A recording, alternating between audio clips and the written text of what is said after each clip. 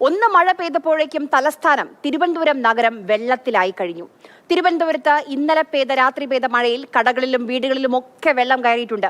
Smart ആക്കാനുള്ള road ഏതാണ്, തോട് ഏതാണ് എന്നറിയാതെ ജനം വലയുകയാണ്. മഴക്കാല ശുചീകരണ പ്രവർത്തനങ്ങൾ നടത്തിയോ? അതുമില്ല.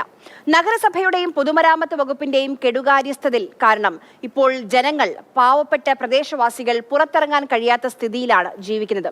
ഈ വിഷയമാണ് ഇന്ന് നമ്മൾ ആദ്യം ചർച്ചയ്ക്കെടുക്കുന്നത്. നമുക്കപ്പം നമ്മൾ ആദ്യം തിരുവനന്തപുരത്തെ നഗരം ഇന്ന് എങ്ങനെയാണ്, ഒരു മഴ പെയ്തപ്പോൾ എന്താണ് നഗരത്തിന്റെ സ്ഥിതി, ഇവിടെയുള്ള ആളുകൾക്ക്, നാട്ടുകാർക്ക് എന്താണ് പറയാനുള്ളത്, അത് കേൾക്കാം.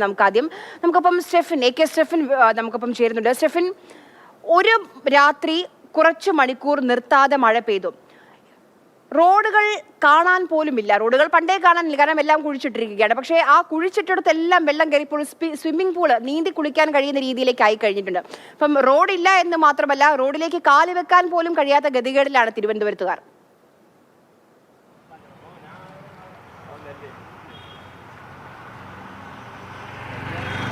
ആര്യ, റോഡ് ഇല്ല എന്നുള്ളതാണ് യഥാർത്ഥത്തിൽ വാസ്തവം. കാരണം റോഡ് ഏത്, തോട് ഏത് എന്ന് കണ്ടുപിടിക്കുന്നതിന് പ്രയാസമാണ്. അതിന് ഉത്തമ ഉദാഹരണമായ ഒരു സ്ഥലത്താണ് ഇപ്പോൾ ഞാൻ നിൽക്കുന്നത്. കാരണം രാവിലെ ഇവിടെ വരുമ്പോൾ റോഡും തോടും ഒന്നിച്ച് ആയിരുന്നു. കാരണം ഇത്രയധികം പൊക്കത്തിൽ, ഏതാണ്ട് മുട്ടറ്റം പൊക്കത്തിൽ ഇവിടെ വെള്ളമായിരുന്നു. ഈ കാണുന്നതാണ് കാര്യത്തോട്.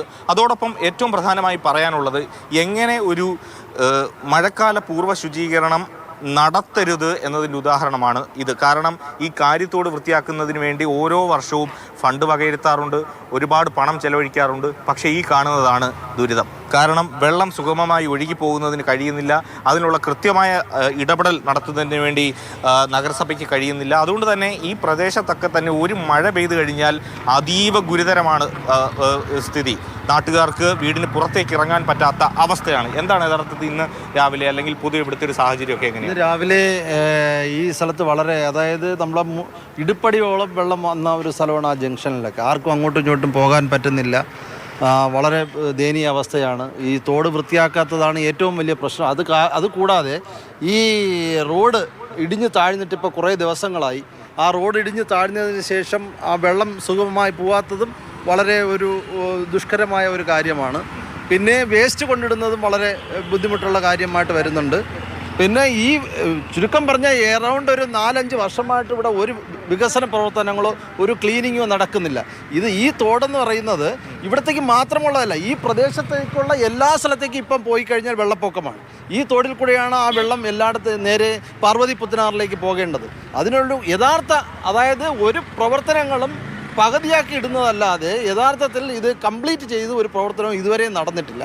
ഇത് ഓരോ മഴക്കാലത്തും എങ്ങനെയാണ് നിങ്ങൾ ഈ ഒരു പ്രശ്നം അഭിമുഖീകരിക്കുന്നത്? ഈ 2-3 മഴക്കാലത്ത് ശേഷമാണ് ഇവിടെ നമുക്ക് ഈ വെള്ളം കയറുകയും. കാരണം തോടുകളിലാണ്ട് വേസ്റ്റ് തന്നെ കൊണ്ട് തള്ളിയിട്ടില്ലാണ്ട് നമുക്ക് നോക്കിയാൽ അറിയാം വേസ്റ്റ് അങ്ങോട്ട് പോകണില്ല. ഈ മഴക്കാലത്ത് നോക്കുമ്പോൾ ഈ വേസ്റ്റ് കൊണ്ട് പൊങ്ങി, ഇന്ന് കാലത്ത് ഇവിടെ നോക്കുമ്പോൾ നമ്മൾ അരകെട്ട് വെള്ളവും ഈ കുളവാഴ നിറഞ്ഞിഞ്ഞി പൊങ്ങി നിൽക്കുകയാണ് കാഴ്ചയാണ് കണ്ടത്. നമുക്ക് പാല് വാങ്ങിക്കാനോ മറ്റു ഒരു കാര്യത്തിനും പോകാൻ പറ്റാത്തൊരവസ്ഥയാണ്. നമ്മൾ അടുത്ത വീട് തന്നെ അന്ന് വെള്ളത്തിലായിരുന്നു. പുള്ളിയുടെ കട്ടിൽ നിന്ന് വെള്ളത്തിലായിരുന്നു. പുള്ളി കാലത്ത് എഴുന്നേറ്റ് നോക്കിയപ്പോൾ പുള്ളി തറയിൽ അത്രയും വെള്ളം ആയിരുന്നു കിടക്കുന്നത്. അത് പുള്ളിക്കാണെങ്കിൽ അറ്റാക്ക് വന്ന ഒരു മനുഷ്യനും കൂടെയാണ്. ഇന്ന് 2 കുട്ടികളുമുള്ള ഒരു വീടാണ്. നമ്മൾ തൊട്ടടുത്ത് തന്നെയാണ്. കണ്ടാൽ കാണാവുന്നതാണ്. പിന്നെ ഈ ഒരു പരിഹാരം നമ്മളെ കൗൺസിലർ ഇതിന് മുന്നോട്ട് ഇറങ്ങുന്നില്ല എന്നുള്ള ഒരു പരാതിയും കൂടിയുണ്ട് നമുക്ക്. തീർച്ചയായിട്ടും ആര്യ, ഇതാണ് നഗരത്തിൽ താമസിക്കുന്ന ആളുകളുടെ ഒരു സ്ഥിതി. കാരണം രാത്രിയിൽ മഴയൊക്കെ ഉണ്ട്, അങ്ങനെ കിടന്നുറങ്ങും. പക്ഷേ ചൂടൊക്കെ മാറി മഴയൊക്കെ ആണെന്ന് പറഞ്ഞുകൊണ്ട് കിടന്നുറങ്ങി കഴിഞ്ഞ് രാവിലെ എഴുന്നേൽക്കുമ്പോൾ തലയ്ക്കൊപ്പം വെള്ളമാണ് പലയിടത്തും. ആളുകൾക്ക് വീടിന് പുറത്തേക്ക് ഇറങ്ങാൻ കഴിയുന്നില്ല. ഇത്രയധികം ദുരിതം. ഈ വേനൽ മഴ അല്പനേരം, ഏതാണ്ട് മണിക്കൂറുകൾ മാത്രം ഇങ്ങനെ നിന്ന് പെയ്യുമ്പോൾ ഇതാണ് സാഹചര്യമെങ്കിൽ ഇനി കാലവർഷമൊക്കെ അടുക്കുമ്പോൾ എങ്ങനെയാണ് ഈ കോർപ്പറേഷനും സർക്കാരും അധികാരികളുമൊക്കെ ഇതെങ്ങനെയാണ് മാനേജ് ചെയ്യുക? ഈ ജനങ്ങൾ ഈ ദുരിതം അനുഭവിക്കുക അല്ലാതെ മറ്റൊരു മറുപടി ഇപ്പം മന്ത്രിയോട് സംസാരിക്കുമ്പോഴാണെങ്കിലും ശരി, മേയറെ പിന്നെ കണ്ടിട്ടില്ല. എന്തായാലും ഇതിനൊരു അവസാനം എന്നാണ് അറിയേണ്ടത്. നമ്മൾ അതിഥികളിലേക്ക് കൂടി പോവുകയാണ്. നമുക്കപ്പം തിരുവനന്തപുരം കൗൺസിലർ കരമന അജിത്ത് നമുക്കപ്പം തത്സമയം അതിഥിയായി ചേരുന്നുണ്ട്. ശ്രീ കരമന അജിത്ത്, ഈ ജനുവരിയിൽ ഈ വർഷം തുടങ്ങിയപ്പോൾ നമ്മുടെ തിരുവനന്തപുരം മേയർ ആര്യ രാജേന്ദ്രൻ പറഞ്ഞ തീയതി എന്ന് പറയുന്നത് മാർച്ച് 24 അത് ഏറ്റവും അവസാനത്തെ റോഡിന്റെ പണി പൂർത്തിയാക്കാനുള്ള സമയമായിരുന്നു മാർച്ച് 24. അതായത് ബാക്കിയുള്ള റോഡുകളുടെയൊക്കെ പണി അതിന് മുൻപ് ഫെബ്രുവരി മാർച്ച് തുടക്കത്തിലൊക്കെ ആയി തീരും. ആ മാർച്ച് 24 കഴിഞ്ഞിട്ട് ഇന്നേക്ക് 56 ദിവസമായി. എന്ത് ചെയ്യുകയാണ് നമ്മുടെ കോർപ്പറേഷൻ? അതായത് സ്മാർട്ട് സിറ്റിയുമായി ബന്ധപ്പെട്ട വിഷയമായിരുന്നു, അതിൻ്റെ പ്രവൃത്തികളെ സംബന്ധിച്ചുള്ള വിഷയമായിരുന്നു. ആ വിഷയങ്ങളെ സംബന്ധിച്ചിടത്തോളം പറഞ്ഞ സമയത്ത് നമ്മൾ എത്രാം തീയതിക്കകത്ത് ഇതിൻ്റെ പണി പൂർത്തീകരിക്കും എന്നുള്ളതായിരുന്നു പ്രധാനപ്പെട്ട ഒരു ചോദ്യം. അപ്പോൾ മേയർ ആ സമയത്ത് നമ്മോടൊപ്പം എല്ലാവരുടെയും പങ്കുവച്ചത് ഏറിയാൽ മാർച്ച് മാസം 24 തീയതി. മാർച്ച് മാസം 24 തീയതിക്കകത്ത് നമ്മുടെ ഈ സ്മാർട്ട് സിറ്റിയുമായിട്ടുള്ള തുടങ്ങിവെച്ച പ്രവൃത്തികൾ മുഴുവൻ തീരും എന്ന് വളരെ വളരെ ശക്തിയായ ഭാഷയിൽ തന്നെ. അപ്പോൾ ഞാൻ മറ്റൊരു ചോദ്യം ഞാൻ ഒന്ന് ചോദിച്ചിരുന്നു. അത് മറ്റൊന്നുമല്ല, ആറ്റുകാൽ പൊങ്കാലയുമായി ബന്ധപ്പെട്ട് ഫെബ്രുവരി മാസം 26 പൊങ്കാല നടക്കുകയാണ്. അതിനു മുമ്പ് പ്രധാനപ്പെട്ട റോഡെങ്കിലും ശരിയാക്കിക്കൂടെ എന്നൊരു ചോദ്യം ഞാൻ അങ്ങോട്ട് ഉന്നയിച്ചായിരുന്നു. അപ്പോൾ നോക്കട്ടെ, വരട്ടെ, കാണട്ടെ എന്ന് പറഞ്ഞതല്ലാതെ, പക്ഷേ ഇപ്പോൾ മാർച്ച് 24 കഴിഞ്ഞു, ഏപ്രിൽ 24 അത് കഴിഞ്ഞിട്ട് ഇപ്പോൾ നമ്മൾ ജൂൺ മാസം സ്കൂൾ തുറക്കേണ്ട ഒരു കാലാവസ്ഥയിലേക്ക് പോവുകയാണ്. നമ്മളെ സംബന്ധിച്ചിടത്തോളം നമ്മുടെ നഗരവാസികൾ വളരെയധികം ബുദ്ധിമുട്ടുന്ന ഏറ്റവും പ്രധാനപ്പെട്ട വിഷയങ്ങളിൽ ഒന്നാണ് വെള്ളക്കെട്ട്.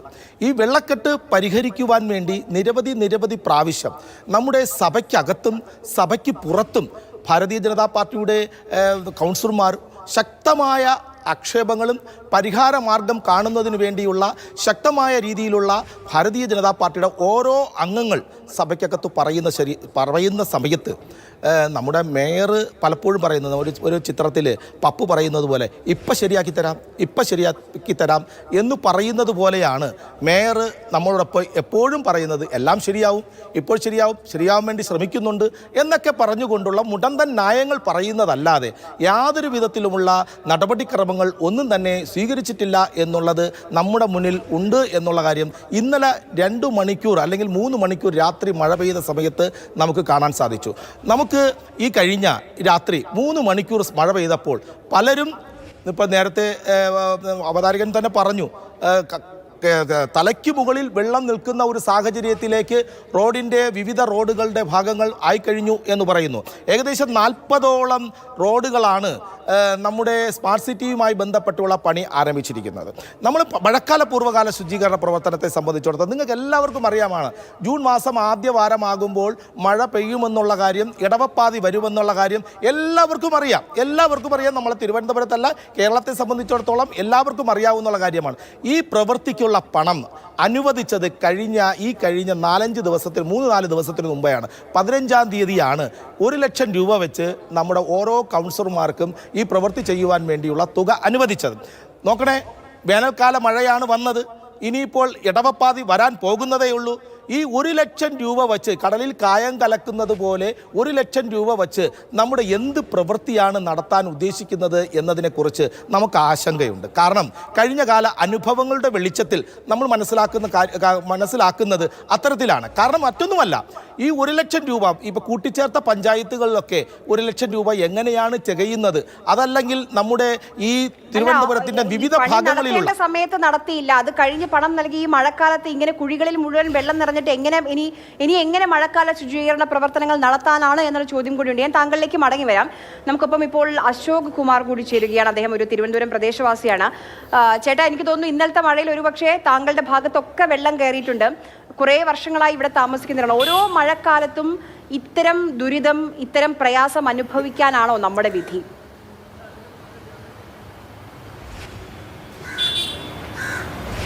മാഡം, ഞാൻ ഒന്ന് പറഞ്ഞുകൊള്ളട്ടെ. എൻ്റെ അനുഭവത്തിൻ്റെ വെളിച്ചത്തിൽ പറയുകയാണെങ്കിൽ, ഞാൻ തിരുവനന്തപുരം നഗരസഭയുടെ സോണൽ ഓഫീസിൻ്റെ മൂക്കിൻ തുമ്പത്ത് താമസിക്കുന്ന KBSC റെസിഡൻസ് അസോസിയേഷനിലെ 3rd സ്ട്രീറ്റിലെ ഒരു നിവാസിയാണ്.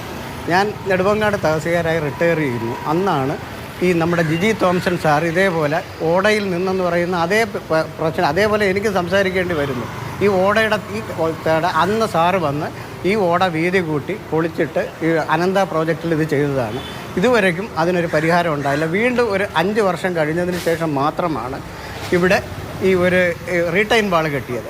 അതിനുശേഷം വീണ്ടും ജലഗതാഗതത്തിന് ബില്ല്. ഇതിന് പ്രധാനമായിട്ട് കാണുന്നത് ഈ ഇവിടെയാണ്. അതായത് ഈ റോഡ് ക്ലീൻ ചെയ്ത് വന്നു കഴിഞ്ഞാൽ ഈ മതിലിൻ്റെ അറ്റം കഴിഞ്ഞാൽ ക്ലീൻ ചെയ്യാറില്ല.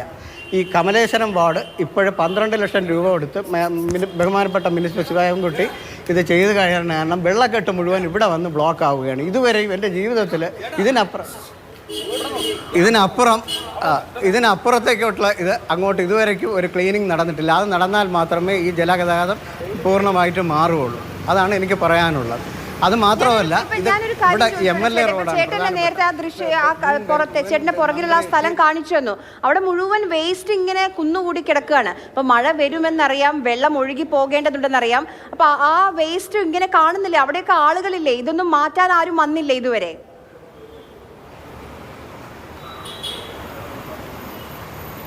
അതല്ല, അതിന് ഞാനൊരു മറുപടി പറഞ്ഞുകൊള്ളാം. ഈ വേസ്റ്റ് അതിന് ഉദാഹരണം MLA റോഡിൽ ഈ കഴിഞ്ഞ 2 ദിവസം മുമ്പേ മാഡം പറഞ്ഞല്ലോ ഫണ്ട് അനുവദിച്ചു എന്ന്. 2 ദിവസം മുമ്പേ ഈ ഓട കോരി റോഡിൽ വെച്ചിട്ട് ഈ 2 മഴ കൊണ്ട് അത് അലിഞ്ഞ് വീണ്ടും ഓടയിൽ തന്നെ ചേർന്നു. അതേ സംഭവം തന്നെയാണ് ഇവിടെയും നടക്കുന്നത്. ഇവിടെ ഇതുവരെയ്ക്കും മാലിന്യം നിർമ്മാർജ്ജി എടുത്ത് കരയിൽ വെക്കുന്നു, ഇത് വീണ്ടും ഒഴുകി വരുന്നു. ഇതിന് ശാശ്വതമായ ഒരു പരിഹാരം ഏതെങ്കിലും ഒരു രീതിയിൽ ഇതിൽ ഉണ്ടാക്കിയില്ലെങ്കിൽ വളരെ പ്രയാസമാണ്. ഇവരൊരു പണി എടുക്കുകയാണ്. ഇല്ല മാഡം, MLA റോഡ് വഴി നിങ്ങളുടെ ചാനലുകാരൻ MLA റോഡ് വഴി ആ മണക്കാട് ഗേൾസ് ഹൈ സ്കൂൾ ഇല്ല അതല്ല ചെയ്യുന്നത്. ഇതുവരെ ഈ പായൽ തന്നെ ഞങ്ങളുടെ റോഡിൽ കോരി വെക്കുന്നു, അത് അലിഞ്ഞ് അഴുകി വീണ്ടും വെള്ളത്തിൽ പോകുന്നു. അല്ലാതെ ഇവിടെ നിന്ന് ഡിസ്പോസ് ചെയ്യുന്നില്ല. അതാണ് എനിക്കുണ്ടാകുന്ന അനുഭവം. ശരി, ഞാൻ താങ്കളിലേക്ക് ഇപ്പോൾ അടുത്ത 3 മാസം മുമ്പ് ഇവിടുത്തെ ബഹുമാനപ്പെട്ട കളക്ടർ വന്ന് നോക്കി. കളക്ടർ വന്ന് നോക്കിയിട്ട് എന്താ പറഞ്ഞത്? 3 മാസം മുമ്പുണ്ടായ അനുഭവം. കഴിഞ്ഞ മഴയത്ത് ഇവിടെ ഇതേ റോഡ് കളക്ടർ വന്നു, MLA വന്നു, മേയർ ഉണ്ടായിരുന്നു, എല്ലാ മേയറും കൗൺസിലറും ഉണ്ടായിരുന്നു. എന്നിട്ട് പറഞ്ഞ് തനത് ഫണ്ടെന്ന് ശരിയാക്കണമെന്ന് വാക്കാലൊരു നിർദ്ദേശം കൊടുത്തെങ്കിലും തനത് ഫണ്ട് എവിടെ പോയെന്ന് എനിക്ക് അറിഞ്ഞുകൂടും. ശരി, എന്തായാലും തനത് ഫണ്ടെന്ന് വെച്ചാൽ അതിൻ്റെ അർത്ഥവും മനസ്സിലായി. പക്ഷെ ഈ ചേട്ടൻ പറയുന്നതിൽ ഏറ്റവും വലിയ പ്രശ്നം എന്താ വെച്ചാൽ ഈ വേസ്റ്റ് ഓടയിൽ നിന്ന് എടുത്തു മാറ്റി. അതോ ഇത്രയും ആളുകൾ ചെയ്യുന്ന ഒരു തൊഴിലാണല്ലോ, അതിന്റെ അത് കരയ്ക്ക് തന്നെ വെക്കുകയാണ്. ഒരു മഴ പെയ്യുമ്പോൾ വീണ്ടും അത് ആ ഓടയിലേക്ക് തന്നെ വീഴുകയാണ്. എത്രത്തോളം അനാസ്ഥയാണ്, എത്രത്തോളം അശ്രദ്ധയാണ് എന്നുള്ളതാണ്. ശ്രീ കരമന അജിത്ത്, ഇപ്പം ഞാൻ നേരത്തെയും പിന്നെയും ചോദിക്കുന്നുണ്ട്, ഈ മാർച്ച് 24 പറയുന്നത് ഇപ്പം എല്ലാ ആഴ്ചയിലും തിങ്കളാഴ്ച ഉണ്ടെന്ന് പറയുന്ന പോലെ 2025 കാര്യമായിരിക്കുമോ മേയർ പറയുന്നത്? ഇപ്പം ഇന്ന് മിനിസ്റ്ററോട് ഞാൻ ചോദിച്ചു. അപ്പം മിനിസ്റ്റർക്ക് കൃത്യമായ ഉത്തരമോ അല്ലെങ്കിൽ ഒരു തീയതിയോ എന്താണ് സംഭവിച്ചതെന്നോ പറയാനൊന്നുമില്ല. അപ്പം ഇത് ചോദിക്കാനും പറയാനും ആരും ഇല്ലാത്ത അവസ്ഥയിലാണോ തിരുവനന്തപുരം കോർപ്പറേഷൻ? ശ്രീ കരമന അജിത്ത്, തിരുവനന്തപുരം നഗരസഭയെ സംബന്ധിച്ചിടത്തോളം ഒരു നാഥനില്ലാത്ത ഒരു കളരിയാണ്. കാരണം ഇത് ആരോടത്താണ് പോയി പറയേണ്ടത്, ആരാണ് ഇത് ചെയ്യേണ്ടത് എന്നതിനെക്കുറിച്ച് നമുക്ക് ഇപ്പോഴും സംശയമുണ്ട്. കാരണം മറ്റൊന്നുമല്ല, നമ്മുടെ ഇപ്പോൾ നേരത്തെ എൻ്റെ ഒരു സുഹൃത്ത് ഇവിടെ പറഞ്ഞു, ഈ നാറാണത്ത് ഭ്രാന്തൻ കല്ല് ഉരുട്ടി മലയുടെ മുകളിൽ കൊണ്ടുവച്ചിട്ട് മുകളിൽ പോയതിന് ശേഷം തിരിച്ച് വീണ്ടും ഇടും. അതുപോലെയാണ് നമ്മുടെ മഴക്കാല പൂർവ്വകാല ശുചീകരണ പ്രവർത്തനങ്ങൾ നടത്തുന്നത്. ഒരു ദിവസം വന്ന് ഓടയുടെ സ്ലാബുകളൊക്കെ ഇളക്കിയതിന് ശേഷം അതിൻ്റെ അകത്തുള്ള മണ്ണുകളും മറ്റ് ചവറുകളൊക്കെ പുറത്തു വയ്ക്കും. അന്ന് രാത്രി പെയ്യുന്ന മഴ അതേ ഓടയിൽ തന്നെ വീഴും. അത് ശരിയായിട്ടുള്ള ഒരു കാര്യമാണ്, അത് വസ്തുത ഉള്ള കാര്യമാണ് അദ്ദേഹം ചൂണ്ടിക്കാണിച്ചത്. വളരെ ഗൗരവമുള്ള കാര്യമാണ്. സഭയിൽ ഒരിക്കൽ ഈ കഥയുമായി ബന്ധപ്പെട്ട് തന്നെ ഞാൻ സഭയിൽ കൃത്യമായിട്ടൊരു 15 മിനിറ്റ് നേരം ഈ മഴക്കാല പൂർവ്വ ശുചീകരണ പ്രവർത്തനത്തിൻ്റെ അപാകതകളെക്കുറിച്ച് നമ്മൾ പറയാറുണ്ടായിരുന്നു. കാരണം മറ്റൊന്നുമല്ല, ഈ ചെറു ഓടകളാണ് നമ്മുടെ നഗരസഭയുടെ പരിധിയിൽ വരുന്നത്. മറ്റൊന്ന് ഈ തോടുകളായിരുന്ന മൈനർ ഇറിഗേഷൻ്റെത്, അതുപോലെ തന്നെ PWDൻ്റെ റോഡുകൾ, അത്തരത്തിലുള്ള നിരവധി തോടുകളും കനാലുകളും ഉണ്ട് നമ്മളെ സംബന്ധിച്ചിടത്തോളം. പക്ഷേ ഈ വകുപ്പുകളുടെ ഒരു ഏകോപനം എപ്പോഴും ഉണ്ടാകാറില്ല. അതാണ് ഏറ്റവും വലിയ വീഴ്ച വരുന്നത്. ഞാൻ താങ്കളിലേക്ക് തിരിച്ചു വരാം. അപ്പം നമുക്കൊപ്പം വള്ളക്കടവ് സ്വദേശി അഹമ്മദ് പ്രവാസി കൂടി ചേരുന്നുണ്ട്.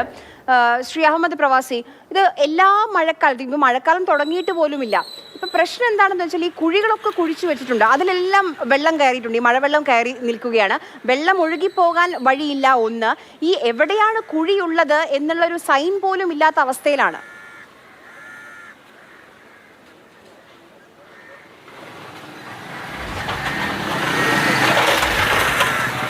ഹലോ ഹലോ ചേട്ടാ, കേൾക്കാമോ? ഞാൻ ചോദിച്ചത് കേട്ടിരുന്നോ? ഹലോ, ഇപ്പൊ കേട്ടിരുന്നു. ചേട്ടൻ പറഞ്ഞോളൂ. എനിക്ക് എൻ്റെ മറുപടി പറയാമോ അതോ? പറഞ്ഞോളൂ.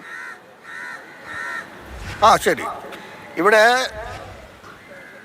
ഇവിടെ മഴക്കാലം എന്ന് പറയുന്നത് നേരത്തെ ഇവിടെ എൻ്റെ സുഹൃത്ത് കരമന അജിത് സൂചിപ്പിച്ചതുപോലെ പുതുമയുള്ള ഒരു കാര്യമൊന്നുമല്ല. മഴക്കാലം ഏതെല്ലാം സീസണിൽ വരുമെന്നുള്ളത് നമ്മുടെ സംസ്ഥാനത്തിനെ സംബന്ധിച്ചിടത്തോളം, നമ്മളെ സംസ്ഥാനത്തിലെ അധികാരികളെ സംബന്ധിച്ചിടത്തോളം, ജനസമൂഹത്തിനെ സംബന്ധിച്ചിടത്തോളം വളരെ വ്യക്തമായി അറിയാവുന്ന കാര്യമാണ്.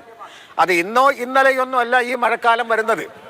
വേനൽക്കാല മഴ വന്നു കഴിഞ്ഞാൽ അടുത്ത ഇടവപ്പാതിയിലോട്ട് കടക്കുമ്പോഴത്തേക്ക് നമുക്കുണ്ടാകാവുന്ന ദുരന്തത്തെ നേരിട്ട് കണ്ടുകൊണ്ട് ഒരു 4 മാസത്തിന് മുമ്പെങ്കിലും ഇതിന് അടിയന്തരമായ നടപടികൾ സ്വീകരിക്കേണ്ട ബാധ്യത സ്മാർട്ട് സിറ്റിയുടെ പേരിലായിരുന്നാലും തിരുവനന്തപുരം നഗരസഭയുടെ പേരിലായിരുന്നാലും ആവശ്യമാണ്. പക്ഷേ കാലാകാലങ്ങളിൽ അവർ നടത്തി വരുന്ന അസംതവ്യമായ നടപടിക്രമങ്ങളും പെരുമാറ്റങ്ങളുമൊക്കെയാണ് നമ്മുടെ ഈ തലസ്ഥാന നഗരിയെ ഇത്രത്തോളം ദുരന്തത്തിലേക്ക് എത്തിക്കുന്നത്. ഇവിടെ വെള്ളക്കെട്ട് നിന്നാൽ വെള്ളക്കെട്ട് മാത്രം എന്ന് പറയുന്നതല്ല, ഈ വെള്ളക്കെട്ട് നിൽക്കുമ്പോൾ ഉണ്ടാകുന്ന ദുർഗന്ധം, അതിനാൽ ഉപരിയായിട്ട് മാലിന്യ കൂമ്പാരത്തിൽ നിന്ന് ഉണ്ടാകുന്ന അണുക്കളെ, കൊതുക് ശല്യങ്ങൾ, ഇതുമൂലം ഉണ്ടാകുന്ന മാരകമായ രോഗങ്ങൾ, ഇതിൻ്റെ എല്ലാ ഭവിഷ്യത്തുകൾ അനുഭവിക്കുന്നത് പാവപ്പെട്ട ജനങ്ങളാണെന്നുള്ള കാര്യം നമ്മുടെ ഗവൺമെൻറ്റും നമ്മുടെ തദ്ദേശ സ്വയംഭരണ സ്ഥാപനവും മനസ്സിലാക്കേണ്ടതുണ്ട്. ഞാൻ രാഷ്ട്രീയം പറയുന്നില്ല. ഇവിടെ BJPയുടെ കൗൺസിലറായ കരമന അജിത് പറഞ്ഞത് രാഷ്ട്രീയത്തിൻ്റെ പേരിലല്ല. അദ്ദേഹം പ്രതിനിധാനം ചെയ്യുന്ന കരമന നെടുങ്കാട് വാർഡുകളിലെല്ലാം ഉള്ള ഭവിഷ്യത്തുകളും പ്രയാസങ്ങളും അദ്ദേഹത്തിന് വർഷങ്ങളായിട്ട് നേരിട്ട് മനസ്സിലാക്കാൻ കഴിഞ്ഞിട്ടുണ്ട്. ഞാനിപ്പോൾ നിൽക്കുന്നത്, ഞാൻ ജനിച്ചു വളർന്ന എൻ്റെ നാട്ടിൻ്റെ ഒരു ഭാഗത്താണ് ഞാൻ നിൽക്കുന്നത്. ഇവിടെ ചരിത്രപുരാതനമായ രേഖകളിൽ എപ്പോഴും വളരെയധികം ശ്രദ്ധയാകർഷിച്ചിട്ടുള്ള പാർവതി പുത്തനാറിൻ്റെ ഇന്നത്തെ ശോചനീയമായ അവസ്ഥ. എത്രയോ വർഷങ്ങളായിട്ടാണ് ഈ പാർവതി പുത്തനാർ ഈ ശോചനീയ അവസ്ഥയിൽ കിടക്കുന്നത്.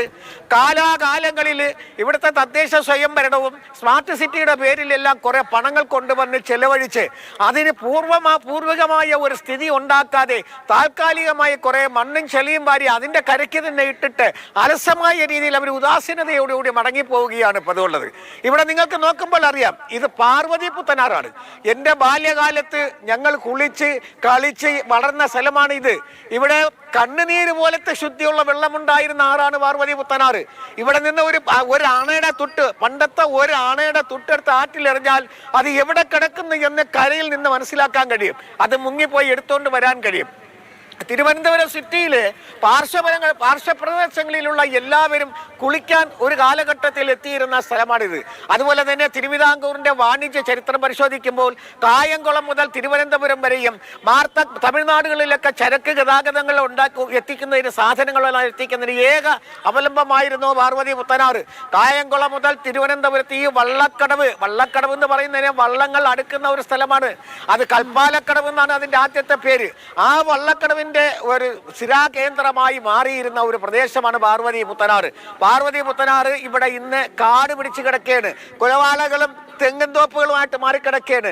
ഈ പ്രദേശത്തുള്ള സകല ചപ്പും ചവറുകളും ഈ ആറ്റിൽ നിക്ഷേപിച്ച് ഇവിടെ ആറാണോ കുളമാണോ അതാ മൈതാനമാണോ അതാ കാടാണോ എന്നുള്ളതിനെ പോലെ തിരിച്ചറിയാൻ വയ്യാത്ത ഒരു ശോചനീയമായ അവസ്ഥയിലാണ് ഈ പാർവതി പുത്തനാറിൻ്റെ ഇപ്പോഴത്തെ സ്ഥിതി. കേരളത്തിലെ മുഖ്യമന്ത്രിയായിരുന്ന ബഹുമാനപ്പെട്ട EK നായനാർ സാറ് അന്ന് അദ്ദേഹം പാർവതി പുത്തനാറ് ശുദ്ധീകരിക്കുമെന്നും 2 വർഷങ്ങളിലും മതിൽ കെട്ടി ശുദ്ധീകരിച്ച് ഇത് ഒരു ഉല്ലാസ നൗകയാത്രയായിട്ട്, അതായത് ബോട്ട് യാത്രയായിട്ട് അത് കോവളം വരെ എത്തിക്കുമെന്നുള്ള ഒരു പ്രഖ്യാപനത്തോടു കൂടി ഇതിൻ്റെ ആദ്യത്തെ പ്രവർത്തനങ്ങൾ ആരംഭിച്ചു. ശിലാസ്ഥാപനമൊക്കെ നടത്തിയതാണ്. പക്ഷേ ശിലാസ്ഥാപനത്തോടു കൂടി ആ പദ്ധതി അവിടെ മുടങ്ങി. അത് കഴിഞ്ഞതിന് ശേഷം പലപ്പോഴും ഇന്ത്യ ഗവൺമെൻറ്റിൻ്റെ ഫണ്ട് ഉപയോഗിച്ച് ഇവിടെ വൃത്തിയാക്കാനായിട്ടും ശുദ്ധീകരിക്കാനായിട്ടും 2 സൈഡിലും മതിൽ കെട്ടി മറിച്ച് എല്ലാ സുരക്ഷിതമായ മേഖലയാക്കി മാറ്റാനെല്ലാം ഉള്ള തീവ്രമായ പദ്ധതികൾ ആവിഷ്കരിച്ചിട്ടും അവരൊന്നും ചെയ്തിട്ടില്ല. അതിനുശേഷമാണ് സ്മാർട്ട് സിറ്റി എന്നൊരു പദ്ധതി തിരുവനന്തപുരം കോർപ്പറേഷൻ ഏറ്റെടുത്തത്. തിരുവനന്തപുരം കോർപ്പറേഷൻ സ്മാർട്ട് സിറ്റി എടുത്തിട്ട് എവിടെയാണ് സ്മാർട്ടിനെ കുറിച്ച് പരിശോധിക്കുമ്പോൾ നമുക്കറിയാം, ഒരിടത്ത് സ്മാർട്ടില്ല. നേരത്തെ ഇവിടെ എൻ്റെ സുഹൃത്തുക്കൾ സൂചിപ്പിച്ചതുപോലെ മരണവക്കരങ്ങളാണ് റോഡുകളിലുള്ളത്. വാഹനങ്ങളിലോ 2 വീലറിലോ വന്നാൽ വീണ് അപകടം പറ്റി മരണമടയുകയാണ് ചെയ്യുന്നത്. അതെല്ലാം നമ്മളൊന്ന് മനസ്സിലാക്കണം. അതുകൊണ്ട് സ്മാർട്ട് സിറ്റിയെ കൊണ്ടൊന്നും ഒരു പ്രയോജനം ഇന്ന് വരെ ഉണ്ടായിട്ടില്ല.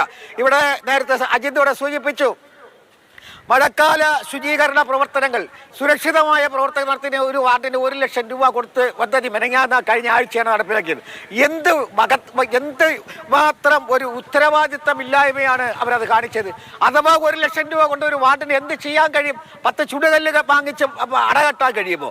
അതുപോലുമില്ല. ഇവിടെ നമ്മൾ പ്ലാനിങ് ആസൂത്രണം നടത്തുമ്പോൾ അത് ജനകീയ ഉപകാരപ്രദമായ ആസൂത്രണമായിരിക്കണം. അത് രാഷ്ട്രീയ പ്രേരിതമാകരുത്, സ്വാർത്ഥ താല്പര്യങ്ങൾക്ക് വേണ്ടിയുള്ളതാകരുത്. അങ്ങനെയായാൽ ഇവിടെ ഒരു വികസനവും നടക്കില്ല, ഒരു സ്മാർട്ട് സിറ്റി ഇവിടെ നടപ്പിലാക്കാൻ പോകുന്നില്ല. അത് നമ്മൾ വളരെ കാര്യമായി ചിന്തിക്കേണ്ട ഒരു സവിശേഷതയാണ്. പാർവതി പുത്തനാറിന്റെ ഇന്നത്തെ ഈ ശോചനീയാവസ്ഥ എന്ന് പറയുന്നത് എങ്ങനെയായിരുന്നു, പണ്ട് എങ്ങനെയായിരുന്നു, ഇപ്പോൾ പാർവതി പുത്തനാറിന്റെ അവസ്ഥ എന്താണ്, ആ കെടുകാര്യസ്ഥതയ്ക്ക് ആരാണ് ഉത്തരവാദികൾ, കൃത്യമായി എണ്ണി അദ്ദേഹം പറയുന്നുണ്ടായിരുന്നു. അദ്ദേഹത്തിന് കൃത്യമായി അദ്ദേഹം വർഷങ്ങളായി അവിടെ ജീവിക്കുന്ന, ആ വള്ളക്കടവ് ഭാഗത്ത് ജീവിക്കുന്ന ഒരു വ്യക്തിയാണ്. ആ ചേട്ടൻ അഹമ്മദ് എന്ന് പറയുന്ന ആ വ്യക്തിക്ക് കൃത്യമായി അറിയാം പണ്ട് എങ്ങനെയായിരുന്നു, ഇപ്പോൾ എന്താണ് പാർവതി പുത്തനാറിന്റെ അവസ്ഥയെന്ന് അദ്ദേഹം കൃത്യമായി നമുക്ക് പറഞ്ഞു തരികയാണ്. ശ്രീ കരമന അജിത്ത്, ഇതിനൊരു അവസാനം വേണ്ടേ? ഇപ്പം എങ്ങനെയാണ് നമ്മൾ എന്ത് വിശ്വസിച്ച് ജൂൺ 3 സ്കൂളുകൾ തുറക്കാൻ പോവുകയാണ് തലസ്ഥാനത്ത്. ഇപ്പം ഈ ജനറൽ ആശുപത്രി റോഡ്, അവിടെ 2 സ്കൂളുകളുണ്ട് ആ ഭാഗത്ത്. ഇവിടെ മുഴുവൻ പൊളിച്ചിട്ടിരിക്കുകയാണ്. എന്ന് പണി തീരുമെന്ന് അറിയില്ല. എങ്ങനെയാണ് കുട്ടികൾ സ്കൂളിലേക്ക് പോകേണ്ടത്? റോഡിന്റെ എല്ലാ വശത്തും, ഇരുവശത്തും, നടുവിലും, ചിലയിടത്ത് JCB ആണെങ്കിൽ ചിലയിടത്ത് കമ്പിയും ഇതും പൈപ്പുകളും കിടക്കുകയാണ്. എങ്ങനെയാണ് കുട്ടികൾ ഈ വഴിയിലൂടെ നടന്നു പോവുക? നമ്മൾ ഈ സ്മാർട്ട് സിറ്റിയുമായി ബന്ധപ്പെട്ട ഈ കരാറുകാരെ മാത്രം കുറ്റപ്പെടുത്തിയിട്ട് കാര്യമില്ല. കാരണം നേരത്തെ ഒരു ടെൻഡർ കൊടുത്തത് നിങ്ങൾക്ക് എല്ലാവർക്കും അറിയാം. പ്രാഥമികമായി കാര്യങ്ങൾ ചെയ്ത് പാരമ്പര്യമില്ലാത്ത കമ്പനികൾക്ക് കരാറ് കൊടുത്ത് വർഷങ്ങളോളം പണി ചെയ്യാതിരിക്കേണ്ട ഒരു സാഹചര്യം സംജാതമായി. ഇതൊരു വശത്ത് നിൽക്കുമ്പോൾ പുതിയതായി കൊടുത്ത ആൾക്കാർ അവർ ടെൻഡർ എടുത്തു. ടെൻഡർ നടപടികളുമായി ബന്ധപ്പെട്ട് അവർ പ്രവൃത്തി ആരംഭിച്ചു. ഈ പ്രവൃത്തി ആരംഭിക്കുന്ന സമയത്ത് ഈ കരാറെടുക്കുന്ന ഈ തിരുവനന്തപുരത്തിന് പുറത്തുള്ള പല കോൺട്രാക്ടർമാരാണ് പണിയെടുത്തിട്ടുള്ളത്. അവർക്ക് ഈ ഡ്രെയിനേജിൻ്റെ ലൈൻ, നിങ്ങൾക്കറിയാമല്ലോ, തിരുവനന്തപുരം നഗരത്തെ സംബന്ധിച്ചിടത്തോളം 33ഓളം വാർഡുകളിൽ ഡ്രെയിനേജ് സംവിധാനങ്ങൾ ഉള്ളതാണ്. ഈ ഡ്രെയിനേജ് ലൈനുകൾ എവിടെയാണ് ഉള്ളത് എന്ന് കൃത്യമായി സൂചിപ്പിച്ച് കൊടുക്കേണ്ട ഉത്തരവാദിത്തം ആർക്കാണ്? അതുപോലെ തന്നെ പൈപ്പ് ലൈന്, അതുപോലെ തന്നെ ഇലക്ട്രിസിറ്റിയുടെ ഹെവി ലൈൻ കേബിളുകൾ, ഈ കേബിളുകളൊക്കെ ഏതൊക്കെ ഭാഗത്ത് ഉണ്ട് എന്ന് കൃത്യമായി സൂചിപ്പിച്ച് ഉദ്യോഗസ്ഥന്മാരുടെ ആ സ്കെച്ച് പ്ലാൻ വെച്ച് പ്രവൃത്തി കൂടെ നിന്ന് ചെയ്യിക്കേണ്ട ഭരണകർത്താക്കന്മാർ അവരുടെ ഉത്തരവാദിത്ത ബോധം ഇല്ലായ്മ കൊണ്ട് തന്നെയാണ് ഈ സ്മാർട്ട് സിറ്റിയുടെ പ്രവർത്തനം ഇത്രത്തോളം നീളുവാനുള്ള കാരണം. അത് ഇനിയും പറയുന്നതല്ലേ, ഇപ്പോൾ പറയുന്നു ഈ 31-ാം തീയതിക്കകത്ത് തീരുമെന്ന്. എനിക്ക് യാതൊരു പ്രതീക്ഷയുമില്ല. ഇപ്പോൾ 31-ാം തീയതിക്കകം എങ്ങനെ തീരാനാണ് ശ്രീ കരമന അജിത്ത്? കാരണം ഇന്ന് ഇത്ര ദിവസം, ഇനി 10 ദിവസം തികച്ചില്ല. ആ 10 ദിവസത്തിൽ മഴ പെയ്യാൻ പോവുകയാണ്. അതിതീവ്രമായ മഴ മുന്നറിയിപ്പാണ് തിരുവനന്തപുരത്തുള്ളത്. ഈ മഴയത്ത്, ഈ മഴക്കാലത്ത് ഈ പേമാരിയിൽ എങ്ങനെ പണി നടക്കും? ഇത് ചോദിക്കേണ്ടത് എൻ്റെ അടുത്തല്ല ചോദിക്കേണ്ടത്. നിങ്ങൾ ചർച്ചയ്ക്ക് വിളിച്ചപ്പോൾ മേയർ തന്നെ വരാത്തതിനുള്ള ഒറ്റ കാരണം ഈ ചോദ്യത്തിന് ഉത്തരം നൽകാൻ അവർക്ക് സാധിക്കില്ല. അതിൻ്റെ ഒരൊറ്റ കാരണത്തിൻ്റെ അടിസ്ഥാനത്തിലാണ് അവർ ചർച്ചയ്ക്ക് പോലും വരാൻ തയ്യാറാകാത്തത്. കാരണം ഈ നേരത്തെ ഞാൻ സൂചിപ്പിച്ച ഡേറ്റ് കഴിഞ്ഞു, അതിന് മുമ്പേ ഒരു ഡേറ്റ് പറഞ്ഞു, അത് കഴിഞ്ഞു. ഇപ്പോഴാണ് 31-ാം തീയതി എന്ന് എന്നോടത് പറഞ്ഞിട്ടില്ല. തീർച്ചയായിട്ടും പറഞ്ഞിട്ടുണ്ടെങ്കിൽ അത് നടക്കില്ല എന്നുള്ളത് തന്നെയാണ് എൻ്റെ വിശ്വാസം. ഞാൻ നേരത്തെ സൂചിപ്പിച്ചല്ലോ, ഈ പ്രവൃത്തികളൊക്കെ ചെയ്യുന്ന സമയത്ത് അതിൻ്റെ ഉദ്യോഗസ്ഥന്മാരെ കൃത്യമായി മേൽനോട്ടം വഹിക്കുവാൻ ആ ഉദ്യോഗസ്ഥന്മാരും ഭരിക്കുന്ന ഭരണകർത്താക്കന്മാരുടെയും ഇല്ലായ്മ കൊണ്ട് തന്നെയാണ്, അവരുടെ ശുഷ്കാന്തി കുറവ് കൊണ്ട് തന്നെയാണ് ഈ പ്രവൃത്തി നീളുവാനുള്ള പ്രധാനപ്പെട്ട കാരണം. ഇതിപ്പോൾ നഗരസഭയെ മാത്രം കുറ്റപ്പെടുത്തിയിട്ട് കാര്യമില്ല. നമ്മുടെ വകുപ്പ് മന്ത്രിയുണ്ടല്ലോ, സ്മാർട്ട് സിറ്റിയുടെ ഏതെങ്കിലും ഒരു റോഡ് പണി പൂർത്തിയാക്കുന്ന സമയത്ത് കട്ടൻ മുറിക്കുവാൻ വേണ്ടി, റിബൺ മുറിക്കുവാൻ വേണ്ടി വരുന്ന സമയമുണ്ടല്ലോ, എപ്പോഴും സ്മാർട്ട് സിറ്റിയുടെ റോഡ് ഉദ്ഘാടനം ചെയ്യാൻ വകുപ്പ് മന്ത്രി വരാണ്ട്. ഈ വകുപ്പ് മന്ത്രി എവിടെ പോയി?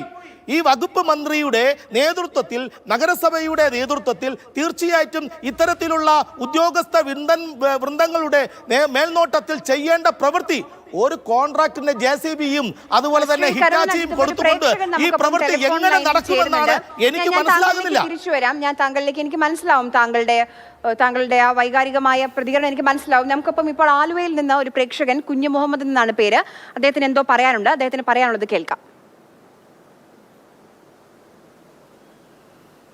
പറഞ്ഞോളൂ കുഞ്ഞുമോഹന്, കേൾക്കാമോ ഞാൻ പറയുന്നത്?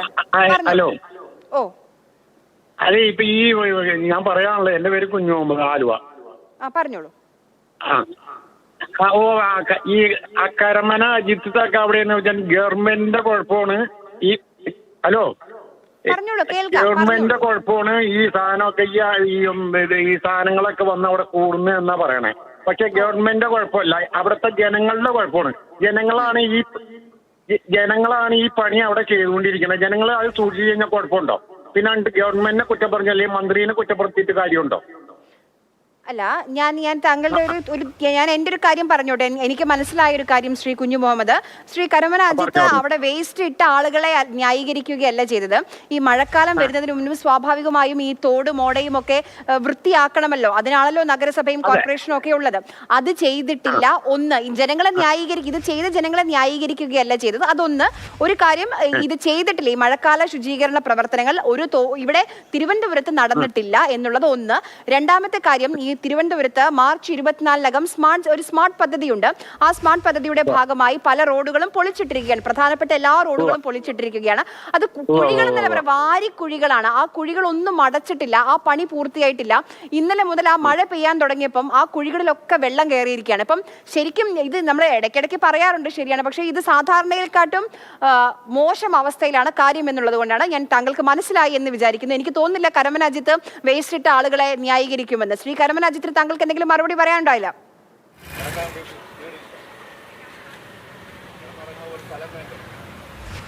ആ വ്യവസ്ഥയ്ക്ക് കൂടെ നിന്നുകൊണ്ട് പ്രവർത്തിക്കുവാൻ തയ്യാറാകണം. തീർച്ചയായിട്ടും ഞാനൊരു കാര്യം കൂടെ സൂചിപ്പിക്കാൻ, ഇവിടെ ഇപ്പോൾ പാർവതി പുത്തനാറ് മാത്രമല്ല, ഇവിടെ ഇപ്പോൾ ഉള്ളൂർ തോട്, അതുപോലെ തന്നെ പട്ടം തോട്, നിരവധി തോടുകളുണ്ട്. അതുപോലെ തന്നെ കരമനയാറ്, കിള്ളിയാറ്. ഈ കിള്ളിയാറും കരമനയാറിൻ്റെയും തീരത്ത് കയ്യേറ്റങ്ങൾ നിരവധി ഉണ്ട് എന്ന് വകുപ്പ് മന്ത്രിയോട് നിരവധി പ്രാവശ്യം ഞാൻ പറഞ്ഞിട്ടുണ്ട്. അതുപോലെ തന്നെ കളക്ടറെ നേരിട്ട് കണ്ടു പറഞ്ഞിട്ടുണ്ട്. ഇപ്പോൾ കിള്ളിയാറ് വന്നിട്ട് കിള്ളി ഓടയായി മാറിയിരിക്കുകയാണ്. ഏകദേശം 53 മീറ്റർ വീതിയുള്ള കിള്ളിയാറ് ഇന്നിപ്പോൾ ഉള്ളത് ഏകദേശം ഒരു 10-12 മീറ്റർ വീതിയിലായിട്ട് ചുരുങ്ങിയിരിക്കുന്നു. ഇത് ഭരിക്കുന്ന ഭരണകർത്താക്കന്മാരുടെ അവരുടെ ഒത്താശയോടുകൂടിയാണ് ഈ കയ്യേറ്റങ്ങൾ മുഴുവൻ നടക്കുന്നത് എന്ന് ഈ ചാനലിൽ വന്നിരുന്ന് എനിക്ക് പറയുവാൻ സധൈര്യം നടക്കും. കൃത്യമായ രേഖകളുടെ അടിസ്ഥാനത്തിൽ കയ്യേറ്റം എവിടെയൊക്കെ നടന്നിട്ടുണ്ട്, ഏതൊക്കെ പ്രദേശങ്ങൾ കയ്യേറ്റം നടന്നിട്ടുണ്ട് എന്നുള്ളതിനെക്കുറിച്ച് ഇവിടുത്തെ കോർപ്പറേഷൻ സെക്രട്ടറിയുടെ ആയിരുന്നാലും അതുപോലെ തന്നെ മന്ത്രിയുടെ ആയിരുന്നാലും കളക്ടറുടെ ആയും കൃത്യമായി ഞാൻ പറഞ്ഞിട്ടുണ്ട്, എഴുതി കൊടുത്തിട്ടുണ്ട്, റിട്ടേൺ ആയിട്ട് ഞാൻ പരാതി കൊടുത്തിട്ടുണ്ട്. എന്തുകൊണ്ട് ഈ കയ്യേറ്റത്തിൽ നമ്മൾ കൂടുതൽ ആളുകളോട് സംസാരിക്കാൻ പോവുകയാണ് ഈ ഘട്ടത്തിൽ. ചെന്നൈയിൽ നിന്ന് ആൽബിൻ നമുക്കിപ്പം ടെലിഫോൺ ലൈനിൽ ചെയ്തിട്ടുണ്ട്. ആൽബിൻ, ഒരുപക്ഷെ എനിക്കറിയില്ല ആൽബിൻ എത്ര കാലമായി ചെന്നൈയിലാണെന്ന്. എൻ്റെ സഹോദരി അവിടെയാണ്, ചെന്നൈയിലാണ് താമസിക്കുന്നത്, പോരൂരിൽ. ഒരു മഴക്കാലം വരുമ്പോൾ അവിടെ എങ്ങനെയാണ് വീടുകളിലും ഫ്ളാറ്റുകളിലും ഒക്കെ വെള്ളം കയറുന്നത് ഞാൻ കണ്ടിട്ടുണ്ട്, അവരനുഭവിച്ചത് ഞാൻ കണ്ടിട്ടുണ്ട്. ഇപ്പം അതിന് സമാനമായി മാറി നമ്മുടെ കേരളവും.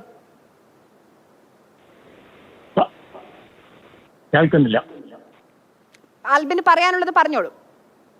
മാഡം പറഞ്ഞത് ശരിയാണ്. ചെന്നൈയിൽ ഞാൻ 40 വർഷമായി. പക്ഷെ ഇങ്ങനെയുള്ള പ്രശ്നങ്ങൾ വരാറുണ്ട്. അതിന് ഉടനെ പൊതുജനങ്ങളും ഗവൺമെന്റും ഒന്നിച്ച് അതിന് പ്രവർത്തിക്കാറുണ്ട്. എനിക്ക് എൻ്റെ നാടിന്റെ മക്കളോട്, ജനങ്ങളോട് പറയാനുള്ളത്, നമ്മൾ ആദ്യം നന്നാകണം. വേസ്റ്റ് വലിച്ചെറിയുന്ന സ്വഭാവം ഓരോ വ്യക്തിയും, ഓരോ കുടുംബവും, ഓരോ ഇൻസ്റ്റിറ്റ്യൂഷൻ ആദ്യം നിർത്തുക. അതിനുശേഷം നമ്മൾ ഗവൺമെന്റിന്റെ കോർണറിൽ പിടിക്കാൻ സാധിക്കും എന്നാണ് എനിക്ക് പറയാനുള്ളത്. ഓരോ വ്യക്തിയും വേസ്റ്റ് ദയവ് ചെയ്ത് വലിച്ചെറിയും. ചെന്നൈയിൽ വളരെ കൃത്യമായിട്ട് അത് ജനങ്ങൾ ചെയ്യുന്നുണ്ട്. കോർപ്പറേഷനും വീട്ടിൽ വന്ന് വാങ്ങിച്ചുകൊണ്ട് പോയി ഞങ്ങളുടെ സ്ട്രീറ്റും റോഡും ഒക്കെ വളരെ ക്ലീൻ ആണ്. ഇതൊരു അപേക്ഷയാണ് എൻ്റെ നാടിനോട്. Thank you. അതിനു മുൻപ് നമ്മൾ അശോക് കുമാറിലേക്ക് ഒരിക്കൽ കൂടി പോവുകയാണ്. അശോക് കുമാർ ചേട്ടാ, ഇപ്പം ചേട്ടൻ നേരത്തെ ഈ പാർവതി പുത്തനാറിന്റെ ഒക്കെ അവസ്ഥ ഇപ്പോഴെന്താണ്? ഒരു തരത്തിലുള്ള ശുചീകരണ പ്രവർത്തനങ്ങളും നടത്തിയിട്ടില്ല, അത് നമുക്ക് കാണാൻ കഴിയുന്നുണ്ട്. ഇപ്പം ഇന്നിപ്പം മേയറോട് താങ്കൾക്കൊരു കാര്യം ചോദിക്കാനുണ്ടെങ്കിൽ അത് എന്തായിരിക്കും? എന്താണ് മേയറോട് പറയാനുണ്ടാവുക? ഞാനത് ചോദിക്കാനിരിക്കുകയാണ്. എനിക്ക് ചോദിക്കാനുള്ളത്, ഞാൻ നേരത്തെ കരമന അജിത്ത് പറഞ്ഞതുപോലെ ഈ കരിമ്പാലയാറെന്ന് വിളിക്കുന്ന പാർവതി പുത്തനാറിൽ കുളിച്ച് ഞാൻ തിരുവനന്തപുരം ഫോർട്ടേ സ്കൂളിൽ പഠിച്ച് വളർന്ന ഒരാളാണ് ഞാൻ. എന്നിട്ടിപ്പോൾ ഈ അവസ്ഥയിലെത്തി, ഇതാ ഇപ്പോഴും ഓടയിലാണ് നിൽക്കുന്നത്. എന്നിട്ട് അത് കഴിഞ്ഞിട്ട് ഇതിൽ അന്നെന്ന് പറഞ്ഞാൽ അന്ന് ഞാൻ പഠിക്കുമ്പോൾ ഏറ്റവും ക്ലീനസ്റ്റ് സിറ്റി ഇന്ത്യ എന്നുള്ളത് തിരുവനന്തപുരം ആയിരുന്നു. ആ പേരും പോയി. അത് കഴിഞ്ഞതിന് ശേഷം വീണ്ടും പറയുന്നത്, ഇതിനു മുമ്പായിട്ട് 3 മാസം മുമ്പ് മേയറും ജനപ്രതിനിധിയും ബാക്കിയുള്ള എല്ലാവരും വന്ന് നിന്നിട്ട് ഒരു ഉറപ്പ് തന്നിട്ട് പോയി, തനത് ഫണ്ടിൽ നിന്ന് ഈ റോഡ് എൻ്റെ പ്രശ്നമല്ല, കമലേശ്വരം വാർഡിലെ മുഴുവൻ ജലവും ഒഴുകി പോകുന്ന ഏക തോടാണ് കാരിത്തോട്. ഇതാണ് കരിമ്പാലയാറെന്ന് പറയുന്ന പാർവതി പുത്തനാറിൽ ചെന്ന് ചേരുന്നത്. ഇതിൻ്റെ മാർഗ്ഗതടസ്സം മാറണമെങ്കിൽ ഈ പിറകെ കാണുന്ന ഇതുണ്ട്, ഈ മാലിന്യം മാറണം. ഈ മാലിന്യം മാറണമെങ്കിൽ ഒരു മതിൽ കാണുന്നുണ്ടല്ലോ, അത് പുറമ്പോക്ക് എൻക്രോച്ച് ചെയ്ത് വെച്ചിരിക്കുകയാണ്. ഇത് മാറണം. ഒരിക്കലും JCB ഇത് കഴിഞ്ഞ് അങ്ങോട്ട് പോകാൻ പറ്റുന്നില്ല. ഇതിനൊക്കെ നേതൃത്വം കൊടുക്കേണ്ടതും ഇതൊക്കെ ഇച്ഛാശക്തിയോടുകൂടി ചെയ്യേണ്ട ബഹുമാനപ്പെട്ട കളക്ടർ, മന്ത്രി സന്ദർശനത്തിലാണ്, ഞങ്ങൾക്ക് പരാതിയില്ല. ബഹുമാനപ്പെട്ട കളക്ടറോടെങ്കിലും മേഡം പറയുകയോ അല്ലെങ്കിൽ ഇത്തരം ചർച്ചയിൽ വന്ന് ഞങ്ങളുടെ ഈ പാവങ്ങളുടെ അല്ലെങ്കിൽ ഈ നിർധനായ ആൾക്കാരുടെ ഈ അവസാനമുള്ള വാക്കുകൾ കേൾക്കാനായിട്ടുള്ള ഒരു സന്മനസ് കാണിക്കണമെന്ന് മാത്രം ഞാൻ വിനീതമായി അഭ്യർത്ഥിക്കുന്നു. ശരി, ഞാൻ ചേട്ടനിലേക്ക് തിരിച്ചു വരാം. കൊല്ലത്ത് നിന്ന് വിപിനുണ്ട്. വിപിൻ, കൊല്ലത്ത് മഴയുണ്ടോ? അവിടെ ഇങ്ങനത്തെ പ്രശ്നങ്ങളുണ്ടോ? ഇവിടെ മഴയുണ്ട്, പക്ഷേ അതിനൊക്കെ വെള്ളക്കെട്ടൊന്നുമില്ല. ഇവിടെ കൃത്യമായിട്ട് കോർപ്പറേഷൻ എല്ലാം ചെയ്യുന്നുണ്ട്. എനിക്ക് പ്രതികരിക്കാനുള്ളത്, നിങ്ങളിപ്പം ഈ കരമന ഏജൻസിയെ പോലെ വിളിച്ചുകൊണ്ടിരുത്തിയിട്ട് അയാൾ എന്താണ് പറയുന്നത്? അദ്ദേഹം പറയുന്നത് എന്താ, കോർപ്പറേഷന്റെ തെറ്റാണ്, അവിടുത്തെ ജനങ്ങൾക്കും ഈ പറയുന്ന കൗൺസിലർക്ക് അതിനകത്ത് ഉത്തരവാദിത്വമില്ലേ? അദ്ദേഹമൊക്കെ ചെയ്യേണ്ട കാര്യങ്ങളാണ്. എല്ലാം കോർപ്പറേഷന്റെ തല കെട്ടി വെച്ചിട്ട് ഞങ്ങളൊന്നും ചെയ്തില്ല എന്നുള്ള രീതിയിൽ ഇരിക്കുന്നത് വളരെ മോശപ്പെട്ട കാര്യമാണ്. കൃത്യമായിട്ട് അവിടെ പറഞ്ഞ ഈ കൗൺസിലർക്ക് എന്താ ജോലി? അദ്ദേഹം അവിടെ ഉണ്ട് കൃത്യമായിട്ട് ജനങ്ങളെ ബോധ്യപ്പെടുത്തണ്ടേ? അതൊന്നും ചെയ്യാതിരുന്നിട്ട് ചാനലിൽ കയറി ഇരുന്നിട്ട് ഇങ്ങനെ സംസാരിക്കുന്നത് എന്ത് രീതിയാണ്? ജനങ്ങളെ ബോധവൽക്കരിക്കേണ്ടത് ഈ പറയുന്ന മുഴുവൻ പേരെ ഉത്തരവാദിത്വം. ഇപ്പം അവിടെ ഇരിക്കുന്ന ഓടയുടെ കാര്യം പറയുന്നു, അവിടെ മൊത്തം വേസ്റ്റ് പറഞ്ഞിരിക്കുക.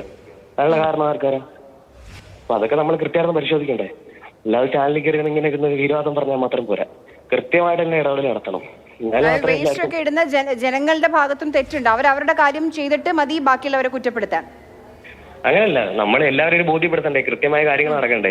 ഇപ്പം ഈ ഒരു വെള്ളക്കെട്ട്, മഴ വരും, നനക്കുന്ന വെയിൽ വരുമ്പോഴും കോർപ്പറേഷന് കുറ്റം, സർക്കാരിന് കുറ്റം. ഇപ്പൊ ഈ മഴ വന്നപ്പോഴും ആരാണ്? നമ്മുടെ പ്രദേശവും നമ്മുടെ പരിസരവും വൃത്തിയാക്കേണ്ടതാരാ? നമ്മൾ ഓരോരുത്തരുമാണ്. ഇപ്പം നമ്മളെ പ്രദേശത്ത് വെള്ളം നിറയുകയാണ്, അതൊന്ന് കുത്തിവിട്ട് കഴിഞ്ഞാൽ വെള്ളം പോകും. അപ്പൊ അത്തരത്തിലാണ് നമ്മൾ ഇടപെടേണ്ടത്. അല്ലാതെ ചാനൽ കയറി ഇരുന്നിട്ട് ഈ ഭരിക്കുന്നവരെയും അല്ലെങ്കിൽ ഭരണം നടത്തുന്നവരെയും കുറ്റം പറയുക എന്നത് മാത്രമാണ് ഇവിടെ എല്ലാവരുടെയും ലക്ഷ്യം. അപ്പൊ അത് മാറ്റിയിട്ട് നമ്മൾ സ്വയമേ കാര്യങ്ങൾ ചിന്തിച്ചാൽ അത് മാറും. അതൊക്കെയാണ് നമ്മൾ ചെയ്യേണ്ടത്.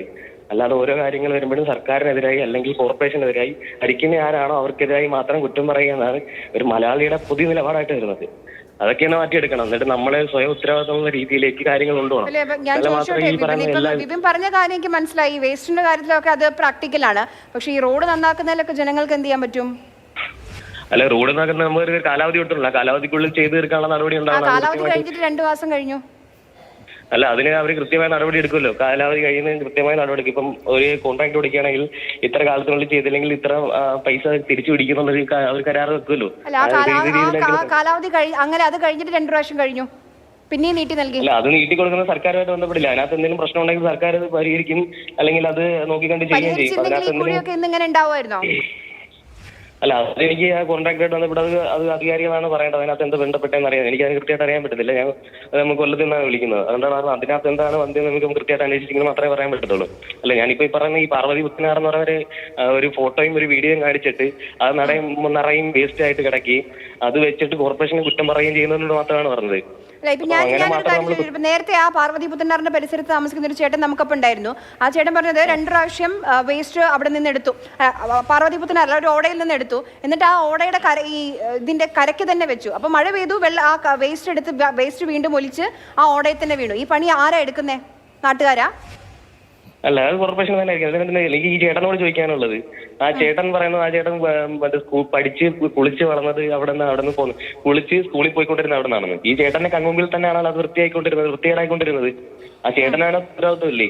തന്റെ പ്രദേശത്ത് തന്റെ ഒരു ചെയ്തുകാരനായിട്ട് ഇരുന്നൊരു എന്താ പറയുക, ഒരു കുളം അല്ലെങ്കിൽ ഒരു കുളിയുടെ സാധനം അത് നശിച്ചു പോകുമ്പോ ആ ചേട്ടന് ഉത്തരവാദിത്വം ഉണ്ടല്ലോ. അത്രയും വേസ്റ്റ് നിറഞ്ഞെടുക്കുന്ന ആ ചേട്ടന്റെ കൺമുമ്പിലാണ്. ആ ചേട്ടന് അതിനകത്ത് ഉത്തരവാദിത്വം ഉണ്ട്. ആ പറയുന്ന നാട്ടുകാർക്ക് മുഴുവൻ അതിനകത്ത് ഉത്തരവാദിത്വം ഉണ്ട്. അപ്പൊ അവരോട് എല്ലാവരും ഒരുമിച്ച് ചെയ്യുന്നത് മാത്രമേ കൃത്യമായിട്ട് ചെയ്യുള്ളൂ. ഇപ്പൊ പറയുന്ന എനിക്ക് ഈ പറയുന്ന മേയർ കൊണ്ട് ഒരു വണ്ടി വേസ്റ്റ് അവിടെ തള്ളിയതാണോ? അതിനൊക്കെല്ലാം പണി ചെയ്യുമ്പോൾ കൃത്യമായിട്ട് ഒരു പണി ചെയ്തില്ലെങ്കിൽ ചെയ്യിപ്പിക്കാനുള്ള ഉത്തരവാദിത്തം ഈ പറയുന്ന നാട്ടുകാർക്കുണ്ട്. അപ്പൊ മണ്ണ് ചുറ്റിനും കൊണ്ടിടുകയാണ്. വിപിൻ പറഞ്ഞത് വളരെ കറക്റ്റ് ആയ ഒരു കാര്യമാണ്. പണി ചെയ്തില്ലെങ്കിൽ പണി ചെയ്യിപ്പിക്കേണ്ട ഉത്തരവാദിത്തം നാട്ടുകാർക്കുണ്ടെന്ന്. ഞാൻ എന്റെ ഓഫീസ് വഞ്ചിയൂരാണ്. വഞ്ചിയൂരുള്ള 2 മെയിൻ എല്ലാ വഴികളും പൊളിച്ചിട്ടിരിക്കുകയാണ്, കുഴിയാണ്. ഈ പറയുന്ന ഈ ഓഫീസിന് സമീപമാണ് ജനറൽ ആശുപത്രി നിൽക്കുന്നത്, കോടതി നിൽക്കുന്നത്, പോലീസ് സ്റ്റേഷൻ ഉണ്ട്, 2 സ്കൂളുണ്ട്. എന്താണ് ചെയ്യേണ്ടത്? ഈ പണി നടക്കാൻ എന്താണ് ചെയ്യേണ്ടത്? ഈ തെരഞ്ഞെടുപ്പ് കാലത്ത് പോലും പണി നടന്നിട്ടില്ല, പിന്നെ എപ്പോൾ നടക്കാനാ? തെരഞ്ഞെടുപ്പ് വേണ്ടത് പണി നടന്നില്ല എന്ന് എനിക്കറിയാൻ വയ്യ. നമ്മൾ പറഞ്ഞ പണി നടക്കുന്ന കൃത്യമായി ഓരോ ഡേറ്റ് കൊടുക്കുക, ഡേറ്റും എല്ലാം കൊടുത്തിട്ടാണ് പണി നടക്കുന്നത്. ഞാൻ പറയുന്നത് ഇപ്പൊ പന്നിൻ രവീന്ദ്രന്റെ പ്രചാരണം നടന്നപ്പോൾ ഈ വഴി വന്നില്ല, കാരണം അവർക്ക് പോലും നടക്കാൻ പറ്റാത്ത രീതിയിലായിരുന്നു ഈ റോഡ്. അല്ല, പന്നിൻ രവീന്ദ്രൻ മാത്രമല്ലല്ലോ സ്ഥാനാർത്ഥിയായിട്ട് വരുന്നത്. ഈ പറയുന്ന കരമനേജത്തിന്റെ പാർട്ടിയും ഇവിടെ കോൺഗ്രസ്സുകാരും ഉണ്ടായിരുന്നല്ലോ. എല്ലാവരും സർക്കാരിന്റെ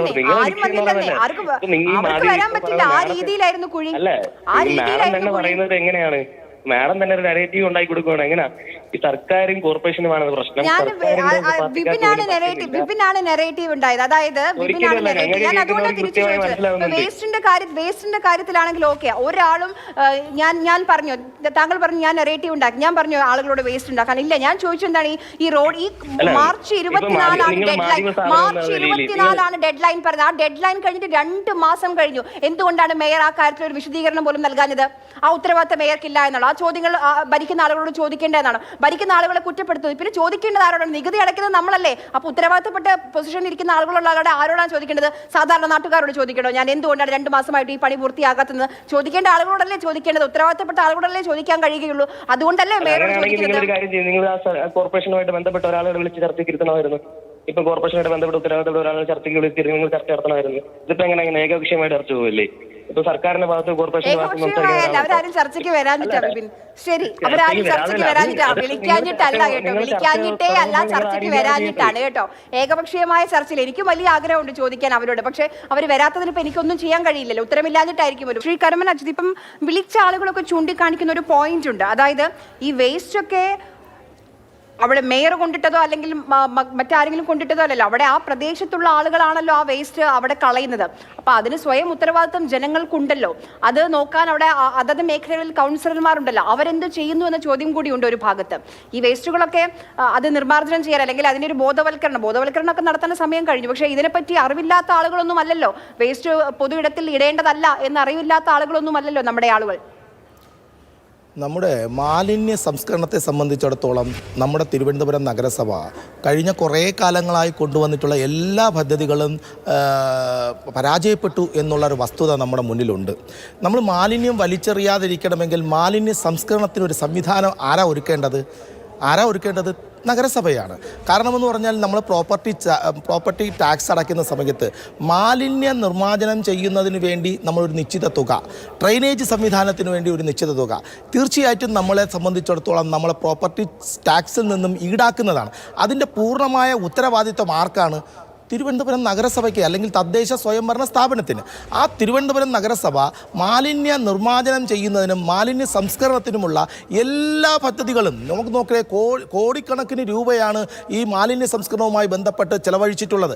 ഏതെങ്കിലും ഒരു ഇപ്പോൾ ഏറ്റവും അവസാനം വന്നിട്ടുള്ളത്, ഞാൻ ആദ്യം പോലും പറയേണ്ട, പൈപ്പ് കമ്പോസ്റ്റിനെ കുറിച്ചോ അതുപോലെ തന്നെ അതിന് ശേഷം വന്നിട്ടുള്ള ബയോഗ്യാസ് പ്ലാന്റിനെ കുറിച്ചോ ഇതൊന്നും ഞാൻ പറയുന്നില്ല. അതൊക്കെ ഞാൻ പറയാൻ സമയമില്ലാത്തതുകൊണ്ട് ഞാനതൊന്നും പറയുന്നില്ല. പക്ഷേ അവസാനമായി മാലിന്യ സംസ്കരണത്തിന് എന്താ കൊണ്ടുവന്നിരിക്കുന്നത്? നമ്മെ സംബന്ധിച്ച കിച്ചൺ പിന്ന്. ഈ കിച്ചൺ പിന്നിനെ സംബന്ധിച്ചിടത്തോളം നമ്മൾ തിരുവനന്തപുരം നഗരസഭയിൽ നിരവധി കിച്ചൺ പിന്നുകൾ പല ഭവനങ്ങളിലും കൊടുത്തിട്ടുണ്ട്. ഈ കാര്യങ്ങൾ ഈ കിച്ചൺ പിന്നിൻ്റെ പ്രവർത്തനവുമായി ബന്ധപ്പെട്ട് അതിനെ നമ്മുടെ മാലിന്യം സംസ്കരിക്കുന്നതുമായി ബന്ധപ്പെട്ട് അതിന് വേണ്ട അസംസ്കൃത വസ്തുക്കൾ കൊടുക്കുന്നത് ആര് പരാജയപ്പെട്ടു? നഗരസഭ പരാജയപ്പെട്ടു. അത് ഇനോക്കുളമായിരുന്നാലും തന്നെ ചകിരിച്ചോറായിരുന്നു യഥാസമയം കൊടുക്കാത്തത് കൊണ്ട് ഇപ്പോൾ കിച്ചൺ പിന്നിൻ്റെ അകത്ത് കൊച്ചുകുട്ടികളുടെ തുണിയും അതുപോലെ തന്നെ പൂച്ച പൊട്ടി കിടക്കേണ്ട ഒരു സ്ഥിതിവിശേഷം വന്നിരിക്കുന്നു. ഞാൻ നേരിട്ട് കണ്ടിട്ടുള്ളതാണ്. തീർച്ചയായിട്ടും മാലിന്യം സംസ്കരിക്കുവാനുള്ള സംവിധാനം തിരുവനന്തപുരം നഗരസഭയെ സംബന്ധിച്ചിടത്തോളം ഇല്ല.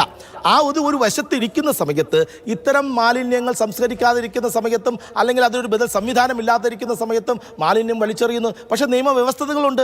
മാലിന്യം ഇപ്പോൾ വലിച്ചെറിയാൻ പാടില്ല എന്ന് തീർച്ചയായിട്ടും ഹൈക്കോടതി തന്നെ, മന്ത്രിസഭ തന്നെ ചില തീരുമാനങ്ങൾ എടുത്തിട്ടുണ്ട്. മാലിന്യ സംസ്കരണവുമായി ബന്ധപ്പെട്ടും സ്വാഭാവികമായും കുറേ കാര്യങ്ങൾ ഇനിയും ശരിയാകേണ്ടതുണ്ട്. കണ്ണൂരിൽ നിന്ന് പ്രേമനുണ്ട്. പ്രേമൻ, കണ്ണൂരിൽ അത്ര വലിയ മഴയില്ലെന്ന് തോന്നുന്നു. എന്താണ് അവിടത്തെയൊക്കെ സ്ഥിതി? തിരുവനന്തപുരത്തെ ഈ ദൃശ്യങ്ങളൊക്കെ കാണുമ്പോൾ പ്രേമൻ എന്ത് തോന്നുന്നു? ഇവിടെയൊന്നും മഴയില്ല. പിന്നെ അവിടെ ഇന്നലെ രാത്രി തന്നെ നമ്മളിരുന്ന് ചർച്ച ചെയ്തതാണ്. തിരുവനന്തപുരം അങ്ങേ ഭാഗത്തിൽ ഇപ്പം മഴ പെയ്യുമ്പോഴത്തേക്ക് ജനങ്ങളിൽ ഒഴുകിപ്പോവും. പിന്നെ മേയർക്കൊന്നും ഇതിന് താല്പര്യമില്ല. അവരെ കാര്യങ്ങൾ നോക്കിയിട്ട് നടക്കുക, അവരുടെ ജീവിത സൗകര്യങ്ങൾ നോക്കുക. സാധാരണക്കാരൻ്റെ വോട്ട് മേടിക്കാൻ, അധികാരത്തിൽ വരാൻ വോട്ട് മേടിക്കാൻ മാത്രം ജീവിക്കുന്ന ഒരു ഭരണങ്ങളിൽ, അല്ലാണ്ട് ജനങ്ങൾക്ക് വേണ്ടിയിട്ട് യാതൊരു കാര്യം നല്ലതും ചെയ്യാൻ നിൽക്കുന്നില്ല. ഇതിൽ പറ്റും കമ്മീഷനും വരെ മേടിക്കാൻ നിൽക്കും. ശരി, കേൾക്കുന്നുണ്ടോ? ശരി, വളരെയധികം നന്ദി പ്രേമൻ. അശോക് കുമാറിലേക്ക് ഒരിക്കൽ കൂടി പോവുകയാണ്. ചേട്ടാ, ഇപ്പം എല്ലാവരും ഇപ്പം നേരത്തെ നമുക്ക് കുറേ ആൾക്കാർ ഫോണിൽ വിളിച്ചിരുന്നു. അപ്പോൾ അവരൊക്കെ പറയുന്ന കാര്യമുണ്ട്, ഈ വേസ്റ്റ് അവിടെ കൊണ്ടിടുന്ന ആൾക്കാരുണ്ടല്ലോ, അവരെയല്ലേ തടയേണ്ടത്, അതിലല്ലേ നടപടി വേണ്ടതെന്ന് ചോദിക്കുന്നുണ്ട്. ഇപ്പം താങ്കൾ തന്നെ പറഞ്ഞു പണ്ട് ഇങ്ങനെയൊന്നും ആയിരുന്നില്ല, ഇപ്പോഴാണ് ഇത്രയും മോശം അവസ്ഥയിലേക്ക് എത്തിയതെന്ന്. ഈ വേസ്റ്റ് ഒക്കെ ഇടുന്ന ആളുകൾക്കെതിരെയും നടപടി വേണ്ടില്ല. അതെ അതെ അതെ അതെ അതെ അല്ല, എനിക്ക് ഒരു 2 മിനിറ്റ് സംശയം. മാഡം, ഞാൻ പറഞ്ഞോളാം. നേരത്തെ മിസ്റ്റർ വിപിൻ പറഞ്ഞല്ലോ, മാലിന്യം എൻ്റെ ഉത്തരവാദിത്വം എന്നും പറഞ്ഞാണല്ലോ ഒരു മോട്ടോയൊക്കെ ഉണ്ടല്ലോ, എൻ്റെ മാലിന്യം എൻ്റെ ഉത്തരവാദിത്വം. ഇവിടെ തന്നെ ഈ മാലിന്യം വരാനായിട്ട് കാരണമെന്ന് പറഞ്ഞാൽ ഞാൻ നിൽക്കുന്ന ഈ കരുത്തോടിന് 30 ലക്ഷം രൂപ ഫണ്ട് അനുവദിച്ചിട്ട് സൈഡ് വാൾ കെട്ടിയിട്ട് അതിൻ്റെ മുകളിൽ ഒരു ഫെൻസിങ് വെക്കും വലിച്ചെറിയാതിരിക്കാൻ. അതിൻ്റെ 12 ലക്ഷം രൂപ എവിടെ പോയി എന്ന് അറിഞ്ഞുകൂടാ. ഒന്ന്. രണ്ടാമത്, ഇത് NH ആറ്റുകാലിലോട്ട് പോകുന്ന ഷോർട്ടസ്റ്റ് റോഡ് MLA റോഡെന്ന് പറയും. MLAയുടെ പേരിലുള്ള റോഡ് തന്നെയാണ്. ഈ റോഡിൻ്റെ ഇതിലാണ് ഇവിടെ എല്ലാവരും പൊങ്കാല ഇടുക ഇതൊക്കെ ചെയ്യുന്നത്. എന്തായാലും ഈ 12 ലക്ഷം രൂപ പൊങ്കാല ഇട്ടും പൊട്ടടിച്ചും തീർത്തതല്ല. അതെവിടെ പോയി എന്നുള്ളത് പറയണം. പിന്നെ അത് കഴിഞ്ഞിട്ട് ഈ ശുചീകരണത്തിനെ കുറിച്ച് പറയുന്നത്, ഇത് വലിച്ചെറിയാൻ കാരണമെന്ന് പറയുന്നത്, നമ്മളിപ്പോൾ ഒരു ബോർഡ് വയ്ക്കുമല്ലോ, ഇവിടെ മൂത്രം ഒഴിക്കരുതെന്ന് പറഞ്ഞാൽ അവിടെ എന്തോ സൗകര്യമുണ്ടെന്ന് കരുതുന്ന മലയാളികളെ പോലെയുള്ള ആൾക്കാരാണ് ഇവിടെ ഉള്ളത്. അതുകൊണ്ട് തന്നെയാണ് ഇവിടെ 2 ഫെൻസിങ് വെച്ചിരുന്നുവെങ്കിൽ, മേഡം തന്നെ പറയണം, ഇതിൻ്റെ 2 സൈഡിലും 2 ഫെൻസിങ് വെച്ചിരുന്നുവെങ്കിൽ ഈ മാലിന്യം ഇവിടെ വരുമായിരുന്നോ? അതിന് വിപിൻ ഉത്തരം പറയണം ഇതിന്. അത് കഴിഞ്ഞിട്ട് എനിക്ക് വ്യക്തിശുചിത്വം എന്ന് പറയുന്നത് എനിക്ക് വളരെ നിർബന്ധമുള്ളതാണ്. ഞാൻ മലയാളിയാണ്, 2 നേരം കുളിക്കും, ഇനിയും കുളിക്കും. എനിക്ക് ജനപ്രതിനിധിയോട് പറയാനുള്ളത്, ജനപ്രതിനിധിയോട് 3 ദിവസം മഴയ്ക്ക് മുമ്പ് പറഞ്ഞപ്പോൾ അവർ പറഞ്ഞത്, ഞാൻ പറഞ്ഞു ഇവിടെയൊക്കെ ഒരുപാട് കുഴിയുണ്ടല്ലോ എന്ന് പറഞ്ഞു. അതൊക്കെ മഴക്കുഴിയല്ലേ, വരൾച്ചയ്ക്ക് മഴക്കുഴി നല്ലതാണ്. ശരി തന്നെയാണ്, വരൾച്ചയ്ക്ക് മഴക്കുഴി നല്ലതാണ്. ഞാനിപ്പോഴേക്കും അതേപോലെ ഒരു കുഴിയിൽപ്പെട്ട് നിൽക്കുകയാണ്. ഓടയിൽ നിന്നല്ല, ഒരു മഴക്കുഴിയിൽപ്പെട്ട് നിൽക്കുകയാണ്. വരൾച്ചയ്ക്ക് നല്ലതാണെന്ന് കരുതുന്ന മുൻ ജനപ്രതിനിധി വി വി ഗിരി ഇവിടുത്തെ മുൻ കൗൺസിലറായിരുന്നു. അദ്ദേഹം ഇവിടെ 3 മാസം, അദ്ദേഹത്തിൻ്റെ കാലത്ത് ഇങ്ങനെ ഒരു കണ്ടിജൻസി ഞങ്ങൾക്ക് അനുഭവപ്പെട്ടില്ല. ഇപ്പോഴും വനിതാ മെമ്പറായിട്ട് ഒരു പുതിയ ജനപ്രതിനിധി വന്നു, വളരെ എഫിഷ്യൻ്റാണ്, വളരെ ഇതാണ്. അവർ പറഞ്ഞ ഇതാണ്, മഴക്കുഴി വരൾച്ചയ്ക്ക് നല്ലതാണ്. ഇതിനുള്ള മറുപടി അതിന് മേഡം വിപിൻ തന്നെ പറയട്ടെ, മഴക്കുഴിയാണ്, ഈ മാലിന്യം വലിച്ചെറിഞ്ഞത് എൻ്റെ ഉത്തരവാദിത്വമാണോ അതോ കോർപ്പറേഷൻ ഫെൻസിങ് വെക്കാതെ കൊണ്ടുവന്നത് ഉത്തരവാദിത്വമാണ്? അല്ലല്ല, എൻ്റെ വാദം തെറ്റാണെങ്കിൽ മേഡം ഞാൻ അതിന് മാപ്പ് പറയും. എനിക്ക് മനസ്സിലായി താങ്കൾ പറയാൻ ശ്രമിക്കുന്നത്. എനിക്ക് അല്ലാതെ പിന്നെ ഞാൻ എന്താ പറയാനായിട്ട്? പുള്ളി പറഞ്ഞല്ലോ ഞാൻ കുളിച്ചിട്ടാണ്. അല്ലല്ല, എനിക്ക് വൈകാരികമായിട്ട് വന്നു. ഇല്ല, ഞാൻ ചെറിയ ക്ലാസ് തൊട്ടേ നടന്നാണ് സ്കൂളിൽ പോകുന്നത്. കുളിച്ച് സ്കൂളിൽ പോയൊരു വ്യക്തി എൻ്റെ ശുചിത്വത്തെക്കുറിച്ച് അയാൾ ഈ രീതിയിലാണ് വ്യാഖ്യാനിച്ചതെങ്കിൽ അതിനോടുകൂടി ഞാൻ പരസ്യമായിട്ട് ഖേദിക്കുന്നു. എനിക്ക് മനസ്സിലായി താങ്കൾ അങ്ങനെ ഒരാളെയും അങ്ങനെ ആയിരിക്കില്ല. അല്ല, ഞാൻ മാഡം ഒരു കാര്യം കൂടി പറഞ്ഞോട്ടെ. അല്ല, ആ പറഞ്ഞ ഒട്ടും ശരിയല്ല. അല്ല, മനസ്സിലായി. എനിക്ക് ഒരു കാര്യം കൂടി പറയാനുണ്ട്. ഞാൻ റവന്യൂ നെടുമങ്ങാട് തഹസിൽദാരായി റിട്ടയർ ചെയ്ത ആളാണ്. പൈപ്പ് പൊട്ടിയപ്പോഴും മറ്റുള്ള എല്ലാ കാര്യത്തിനും ഞാൻ ഇങ്ങനെ ഇതിന് കാവൽ നിന്നിട്ടുള്ള ആളാണ്. ഇപ്പോഴിതാ ഞാൻ എൻ്റെ മുൻഗാമി പഴയ കളക്ടറും ജിജി തോംസൺ സാറിനും വേണ്ടി ഓടയിൽ നിന്നുകൊണ്ട് എൻ്റെ ഒരു റിക്വസ്റ്റ് ഉണ്ട്. ഇങ്ങനെയുള്ള ഇതിന് വിളിക്കാൻ നേരത്ത് കുറഞ്ഞ വർഷം ജനപ്രതിനിധിയോ അല്ലെങ്കിൽ നഗരസഭാ അധ്യക്ഷയോ അല്ലെങ്കിൽ അതിനു മുകളിൽ വേറെ ആരെങ്കിലും മന്ത്രിയേക്കാളും കൂടിയവരോ വേണമെന്നില്ല, ഉത്തരവാദിത്തമുള്ള ആരെങ്കിലും വിളിച്ചിരുത്തി ഇത്തരം ചർച്ചകൾ നടത്തിയ ജനത്തിനും ചാനലിനും നാട്ടുകാർക്കും എനിക്കും നന്നായിരിക്കട്ടെ. ശുഭം. ശരി, എനിക്ക് താങ്കൾക്ക് വിഷമമായതിൽ ഞാൻ മാപ്പ് ചോദിക്കുകയാണ്. അങ്ങനെ വ്യക്തിപരമായി ഒരാളെയും വേദനിപ്പിക്കാനല്ല. എനിക്ക് തോന്നുന്നു വിപിൻ്റെ വ്യക്തിപരമായ ഒരു അഭിപ്രായം പറഞ്ഞതാണ്, താങ്കളെ ഉദ്ദേശിച്ചായിരിക്കില്ല. താങ്കൾ സംസാരിച്ചപ്പോൾ അവിടെ നിൽക്കുന്ന എന്ന രീതിയിൽ പറഞ്ഞതായിരിക്കും, അല്ലാതെ വ്യക്തിപരമായി അവഹേളിക്കാൻ ഒരു പക്ഷേ വിപിനും ഉദ്ദേശിച്ച് കാണില്ല. വിപിൻ ചൂണ്ടിക്കാണിക്കാൻ ഉദ്ദേശിച്ച കാര്യം, ജനങ്ങൾക്കും ഉത്തരവാദിത്തമില്ലേ, ഈ രീതിയിൽ മാലിന്യം എങ്ങനെയാണ് പൊതു ഇടങ്ങളിൽ തള്ളുക, അതിന് ജനങ്ങൾക്ക് കൂടി ഉത്തരവാദിത്തമില്ല, അല്ലെങ്കിൽ താങ്കളെ വ്യക്തിപരമായി പറഞ്ഞതല്ല എന്നാണ് എൻ്റെ ബോധ്യം. അതാണ്. എന്തായാലും താങ്കൾക്ക് പ്രയാസമായതിൽ ഞാൻ മാപ്പ് ചോദിക്കുകയാണ്. എന്തായാലും തിരുവനന്തപുരത്തെ അവസ്ഥയ്ക്ക്, റോഡുകളുടെ മോശം അവസ്ഥയ്ക്ക്, ഈ ശോചനീയ അവസ്ഥയ്ക്ക് ഒരു മാറ്റവും ഇല്ല എന്നുള്ളതാണ് ഏറ്റവും സങ്കടകരമായ കാര്യം. ഓരോ പേമാരിക്കാലത്തും നമ്മളിങ്ങനെ സംസാരിച്ചു കൊണ്ടിരിക്കുന്നുണ്ട്, നമ്മൾ ഇതിനെക്കുറിച്ച് ചർച്ചകൾ നടത്തും. പക്ഷേ മഴക്കാലം കഴിയും, എല്ലാം പഴയ രീതിയിലേക്ക് പോകും. ചെയ്യേണ്ട കാര്യങ്ങളൊന്നും ചെയ്യാതെ എന്തുകൊണ്ടാണ് തിരുവനന്തപുരത്തെ പ്രദേശവാസികൾ, തിരുവനന്തപുരത്തുകാർ ഈ രീതിയിൽ ദുരിതം അനുഭവിക്കേണ്ടത്? കാരണം അവർ ചെയ്യേണ്ട ഉത്തരവാദിത്തം എല്ലാം അവർ ചെയ്യുന്നുണ്ട്, നികുതി അടയ്ക്കുന്നുണ്ട്, കൃത്യമായി ചെയ്യേണ്ട കാര്യങ്ങളൊക്കെ ചെയ്യുന്നു. പക്ഷേ എന്തിനാണ് ഈ രീതിയിൽ വെള്ളക്കെട്ടിൽ താമസിക്കേണ്ടി വരുന്നത് അവർക്ക് എന്നുള്ളതാണ്.